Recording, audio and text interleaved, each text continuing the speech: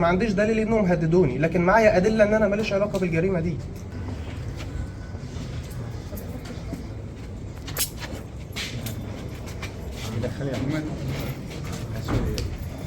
مش هعيد على مسامع حضراتكم كلام سبق واتعاد عشان بس تضييع الوقت. نعم.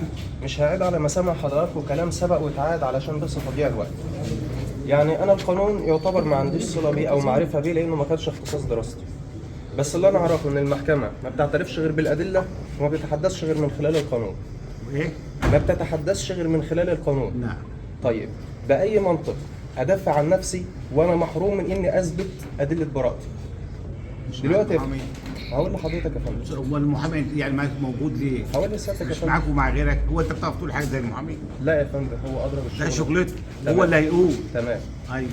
بس دلوقتي يا فندم انا علشان خاطر اثبت ان انا على حق او علشان كلامي يتصدق نعم. لازم هثبت حاجه من اتنين. اتفضل. يا اما فعلا ان انا تعرضت للتهديد من القيادات اللي سبق قلناهم، بدايه من مدير مباحث الوزاره ووكيل الوزاره ومدير الامن، في وجود الثلاثه اللي ثبتوا عليها التهمه، يا اما تقول ان انت اللي عملتها. قول كل اللي انت عايز تقوله، اختلي بالمحامي بتاعك وهو يقيله ليه.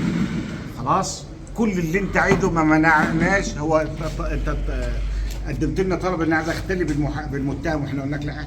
لا يا فندم، هو عايز يوجه حديثه للمحكمه. لا، انا بالنسبه ده لي استجواب والمحكمه مش هتسمح بيه. لا يا فندم مش استجواب. لا، انا اللي بقول استجواب مش انت اللي بتقول. مش قصدي المحكمة كلامي، بتقول. اسئله لحضرتك. انت اي دفاع تقوله ما بنحرمكش من حقك في الدفاع. ولو قعدت تدافع من 100 سنه تدافع حقك، ده حقك. بس اللي ينقله لنا من الدفاع الاستاذ المحامي اللي حضر. هو استاذ كبير وقاعد في عشان ما نضيعش.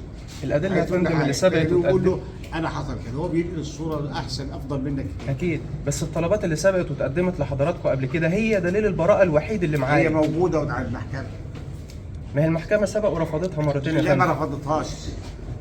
لسه ما رفضتهاش. احنا قلنا في القرار بتاعنا ما رفضوا طلبات الدفاع. في اول جلسه يا فندم حصل. لا، ما رفضناش. اول جلسه معاليك قلت ورفضت جميعا. ما هي دي ادله البراءه اللي معايا انا.